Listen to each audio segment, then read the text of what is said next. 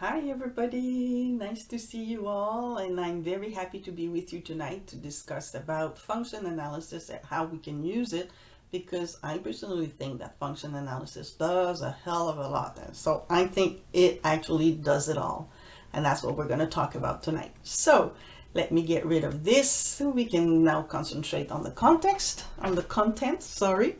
So let's start. So this presentation will talk about function analysis and how it can do so much stuff. I've been using it for the last 30 years and in different contexts, and what I wanted to show you with this presentation is how well it can be used in different contexts for different goals, and it still does the job. So you probably remember this joke that was circulating in a Dilbert style many years ago, the difference between what the customer described, what they actually wanted, what got documented was nothing, marketing, what they advertise, and so on.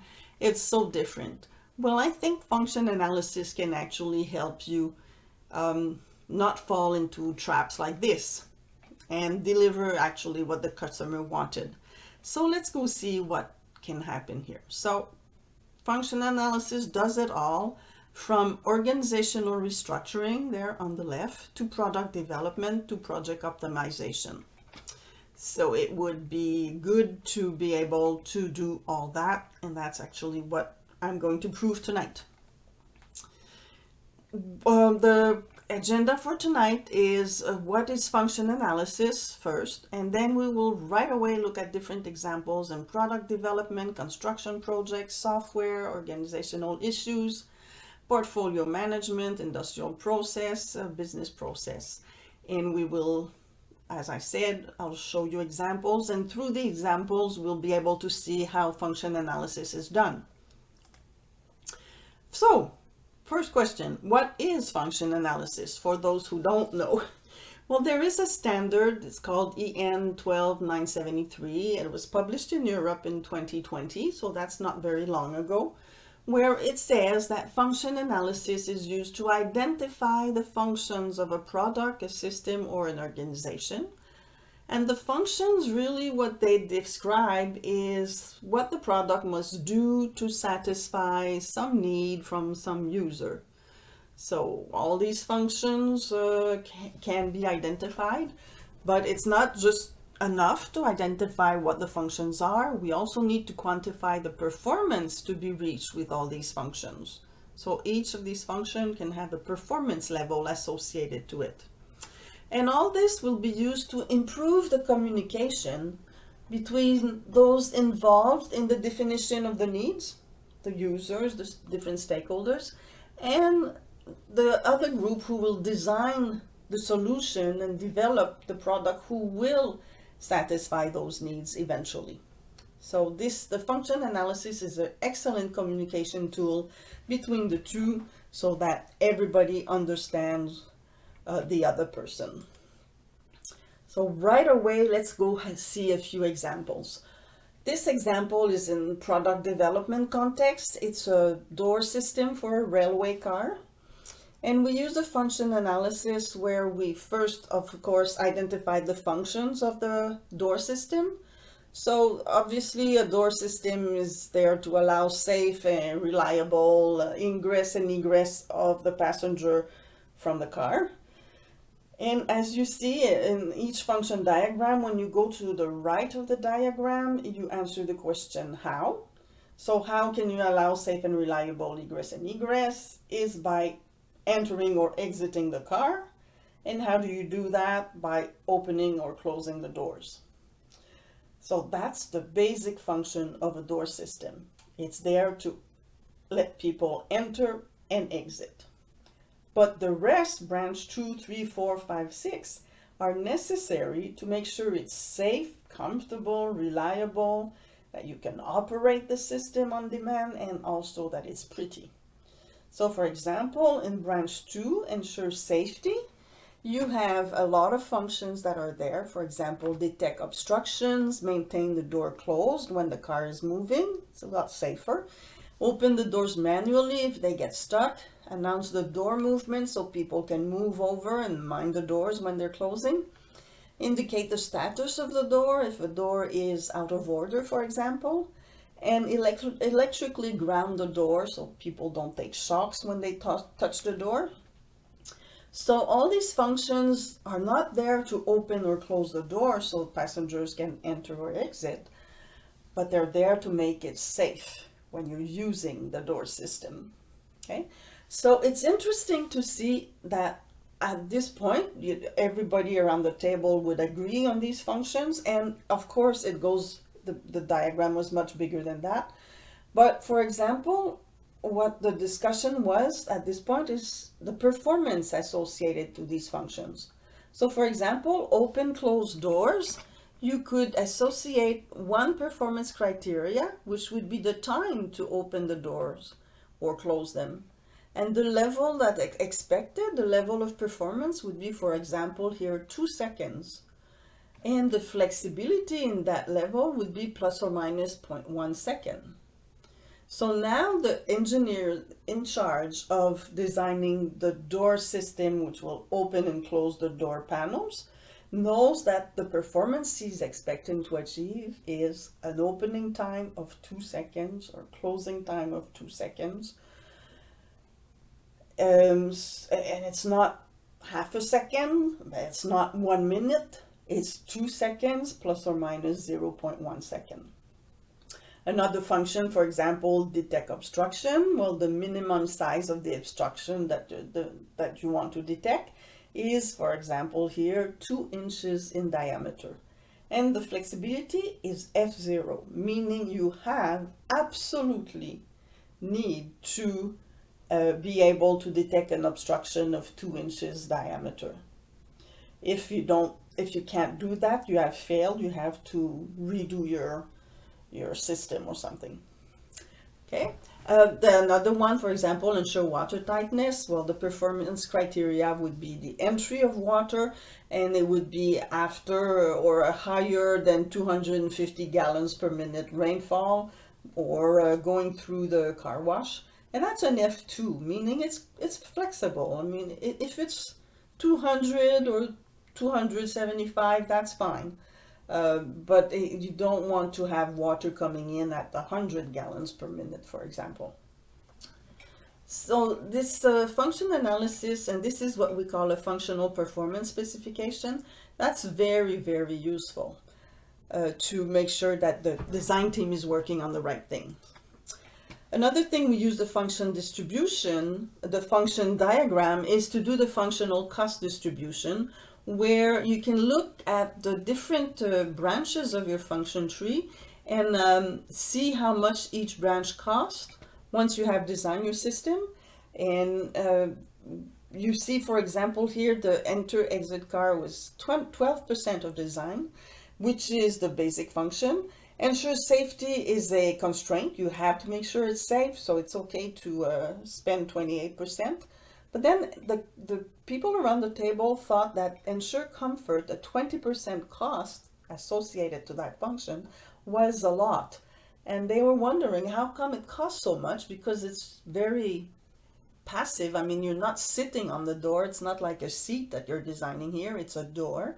And they realized that the client was asking for a very big window in the door system, in the door panel. And this very big window made it mandatory to increase the structure of the door frame, the strength of the door frame, because the window was heavy, and you didn't want the window to pop out. So it was very expensive to have that big window, plus the cost of the window, because it had to follow the shape of the car body. So that made it a very expensive window. So they came up with the idea that maybe we should decrease the size of the window and still be able to see outside, but not have as much a big impact on the door structure. So they were able to reduce the cost here without changing anything to the basic function or to the safety or reliability. So this function analysis helped improve the dialogue between the client and the supplier, to make sure that the client sometimes said redundant things that were not exactly the same, and the supplier had to deal with that. So this function analysis helped them identify places where the client did not specify a performance, or places where they specified things that were contradictory. Another example here is a farmer's market, a construction project. So a farmer's market is not just a roof, columns, and a concrete slab for the floor. There can be a lot more to it, and this city wanted to build a project, a farmer's market, according to the best practices that they found around the world. So they went and see what was happening around the world in terms of farmers market, and they found a lot of things. So they put that in a function diagram. So the goal of the farmers market was to hold agri-food activities, and there are 7 branches that branch out from that. The first one, obviously, is the basic function is to hold trade. So you sell the fresh produce, or you sell transformed products, or also you deliver the baskets for those who are a member of a family farmer, and where they deliver baskets of vegetables and fruit every week. So you can pick up your basket at the market. But all the rest are different functions that make it a interesting farmer's market. For example, branch 2 is educate population. So how do you educate the population? By showing off local products or demonstrating urban agriculture, hold different workshops, present trends and new products, and entertain families with different information that you can supply them. So all these functions, for example, show off local products. Well, then you had like a little stage where farmers could go and show off their new products. So, you know, architecturally, there is something that you can do to allow this function. So the architects had to design something, for example, to hold workshops also, or to present trends and new products. So what's happening around the world in the world of bananas, for example, or peppers. Then you had branches to attract the visitors, to accommodate the different clients, operate the market, so the administration of the market, ensure health and safety, where you had to minimize car and pedestrian contacts. So again, you had specialists around the table for traffic and pedestrian ways design, and encourage social impact. How do you do that? By containing unsold products. So you had like refrigerators where the farmers at the end of the day could give their unsold products. So some groups could come and pick them up and prepare food for homeless persons, for example. So these functions were used so that the design team were able to think of everything from the start and include a solution to be able to do all these functions. And when they came up with their design, it fitted all these functions, and then they made sure that it fitted the budget also. And now the market is open, and it's really, really successful. A lot of people go there. Another example was monitoring, was organizational development. Here we have a Provincial Highway Management division of a Ministry of Transportation, where they had been stuck with budget constraints, where they were not allowed to hire people to replace those that were leaving. So for a certain number of years, the number of employees decreased, and now they were allowed to start rehiring, but they had so many holes here and there that they did not know where it was the most interesting place to start hiring. So we had to help them out. So what we did is look at the work that was done by this division, and the goal, goal of the division was to plan, build, and maintain a provincial transportation network to allow the population and goods to travel for economical and personal reasons in a safe, efficient, and sustainable manner. So that is their mission statement. And then from there, you have 5 branches that are strategies. So the 5 strategies that you have to put in place in order to be able to achieve your mission. Each strategy opens up into different tactics. So for example, optimize the transportation network, which is strategy number 1. If you ask, how can we do that? The answer is on the right. You have to understand the needs and propose solutions. So those are tactics, very concrete things that you need to do. Understand the needs, propose solutions. Why? To optimize the transportation network on the left. And then after that, we looked at each one. For example, understand needs and ask, how do we do that? How do we deploy that tactic? And we had a whole bunch of functions. And out of these functions, again, to the right, you end up with activities. So each level in a function tree is either a mission, a strategy, a tactic, a deployment, or an activity. With that, we looked at that with the people around the table, and they were able to say, with a performance criteria associated to it, what was the level of person that was required based on these activities, how many people it took to do that in their own context. So they were able to see where they lacked personnel, where they had deficiencies in their personnel. So this function, this activity, there should be 3 persons and we have none, or we have 2. So where is where are the gaps? And in order to determine hiring priorities, what we did is identify for the business what were the 4 criteria that we could use to compare our functions. For example, here we have the criterion ease of alternate delivery, way on top here. And this is how easy it is for this function to be delivered by somebody else than someone in the division. It could be a contractor, it could be done by outsiders. So we would give it a score of 1 if it was very easy because it's already done like that by somebody else, all the way to 10 where it's very hard to get services, so it's almost impossible to have contractors do that job because there's none available or they're so expensive or so on. Delivery of mission, how can we deliver our mission, which is to allow people and goods to travel? Well, if the function had no impact on the travel, then it would be a 1. But if the function had such a big impact that if it's not done, travel is totally stopped, then of course it would get a score of 10.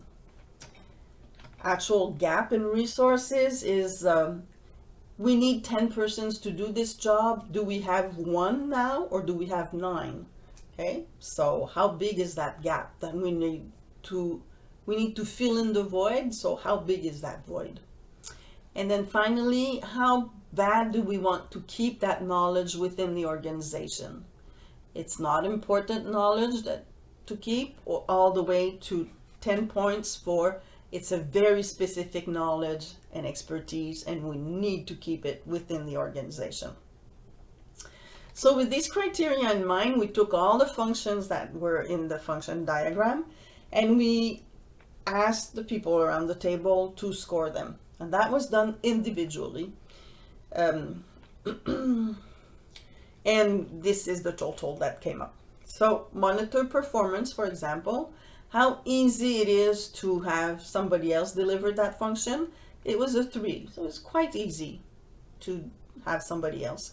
What's the impact on delivery of the missions of the Highway Management Division? A 4, not so important. Not very big impact, but not small either. What's the gap, actual gap? 2, so a small gap.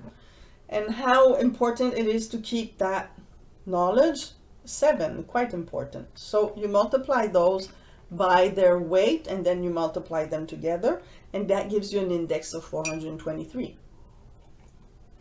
The next function had, for example, here, it was very easy to maintain the network by outsiders. Everybody knows how to plow the snow or fill holes in the springtime. What's the impact if we don't do that function? Very big. If we don't plow the snow or if we don't fill the holes, we can't use the roads. So the travel can be totally stopped. All the way to how bad it is to keep that knowledge within the organization, very important. It got a 10. So if you multiply all that, you get a score of 1500. So what, and this, the third one here got a score of 1200. So what we came up with is we could go see the maintain network people and say, you have been seen as a high priority in hiring compared to the top one here, monitor performance, or the other one below.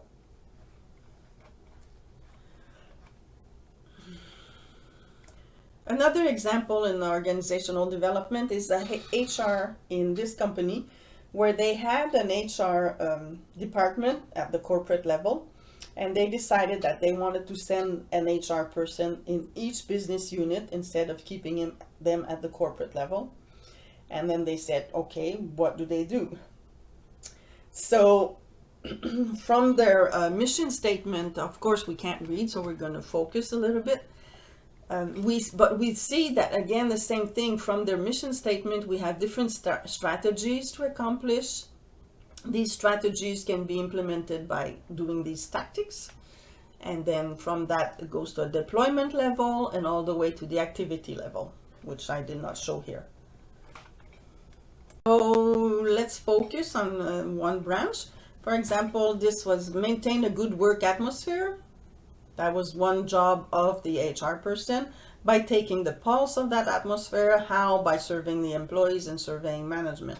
So why do you survey employees and management? So you can take a pulse of the atmosphere at work, how it's going. Why? Because you need to maintain a good work atmosphere. But you also need to share the results of the survey by preparing summaries. You had to react to these results by preparing an intervention plan. You had to manage the cafeteria and monitor the labor relations. All that to maintain a good work atmosphere. And then each branch would define something that these HR persons needed to do. So what happened at the end is that the 5 specialists that were at, there were 7 actually, 7 specialists at the corporate level, they were all sent to a business unit where they now become a generalist, where they have to do all these things. And they were able to identify where they had strength and weaknesses. And we did a creativity session, how to be able to do all these functions. So they came up with, for example, a training plan. And then a network where they would help each other out if one had more strength and the other person weaknesses in one aspect, they would help each other out, and so on, in order to start implementing this solution of having an HR generalist in each business unit. Another example is portfolio management. So these guys had a whole bunch of IT projects. And then the president said, we don't have the money to do all these projects. We need to prioritize and have a roadmap. Which one do we do first, second, third, and so on. So we looked at all the projects. They were used to improve the business services by improving development of new markets, improving service delivery, improving billing, improving monitoring, and improving the business tools. By looking at that, the people around the table, the different department heads, realized that some of the projects were redundant and covered the same grounds. So first thing that happened is that the projects were cleaned up, so there were no redundancies. And with that, they were able to save like 10-15%, something like that. I don't remember exactly. And then each of these branches was set into a hierarchy, which was the most important for the organization. And we compared the different projects on how well they contributed to each of these functions. And finally, they were able to see that some of the projects were very expensive. For example, here, improve the development of new markets on the left. The blue line shows the hierarchy. So it was not very important for the organization. And the orange line shows how much money was allocated to that function. But you see that some functions, yeah, it's the opposite. For example, process service request. The blue line shows how important it was, so quite important. But the orange line shows how much money was allocated there. Not much. So there was a mismatch between the two. So with that, again, the projects were reorganized so that money was invested in a more balanced way. And eventually we came up with a way of scoring the projects on how much value they created for the business and how much they costed, we knew already. So what you see in this value graph is on the left cloud, a whole bunch of projects. Each dot is a project. And this project had a lot of merit in creating value for the business and costed very little money. So these would really create a lot of value for the company. Those in the second cloud on the right, the blue cloud, still had a lot of merit, but costed a lot more. So they created a little less value for the company. And finally, the two that you see on that line had a much smaller value. So they brought less to the company and they costed somewhat a lot of money for the one on the top. So that was pushed aside for now. So they did the projects in the first cloud on the left, they did those first. And then the other cloud, they did that second. And the top one on the right completely was pushed to next year. This here is an example of an industrial process. The process was used to leach material continuously to extract minerals from soil. We had a function here, the first function, feed the reaction. How? By loading material and ensuring contact time. Well, this function diagram again was used to make sure that we define the performance appropriately and that everybody's aware of the performance expected at each function. So for example, here, load materials. Well, what is expected? Are we going to load 1 ton of material per hour, or 1 ton per day, or 1 ton per week? Not the same thing. Ensure contact time. What is the expected contact time? Is it a minute? Or is it a day or 2 days? Okay, so it was very important. It's high tech, so very important that the performance levels are defined so that the design team works on the right thing. Because sometimes they can design a system that is over-performant or underperformant. So we had to make sure we knew all the performance, so we're designed right on the performance levels. Of course, it's used also to make sure we cover all aspects of the projects, that we don't forget anything. And it was used to distribute work. So for example, if I go back a second, feed reaction and extract the leach product are the basic functions of the process. And we could say, okay, Peter, you're going to be in charge of function branch 1 and branch 2, the basic function of the process. And then Paul, you make sure that you ensure the efficiency of the process and the quality of the product. So somebody else can be in charge of that. And eventually, Mary, maybe you should be in charge of ensuring the safety of the process and respecting the environment. So Peter, Paul, and Mary had their job well described. Another goal of a function analysis we used for software development. This was software and hardware associated to that. So a water management information system, we did a function diagram, which was obviously much bigger than that.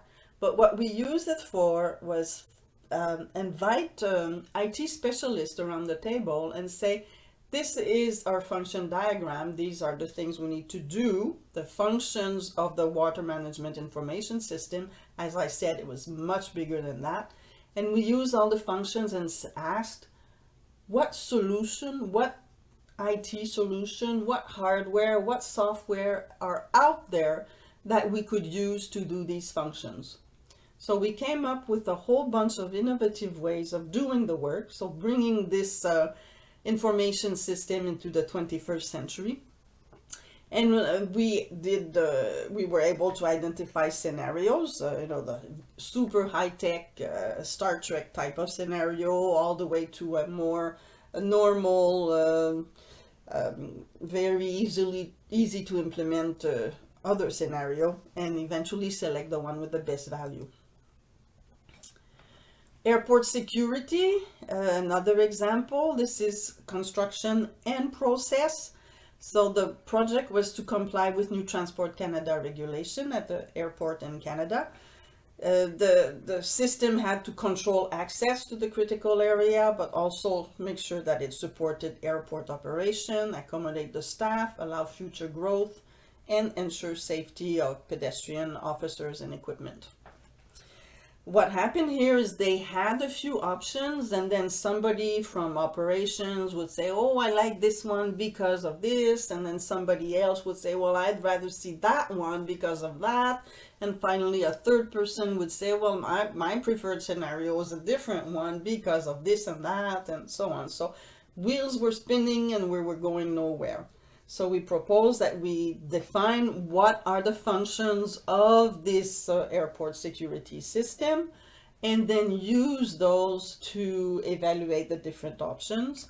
So each function was set into a hierarchy, which one is the most important, less important, and doing it with all the people around the table, we came to a consensus so that eventually they were able to select the best option among the 4 that were presented to the team.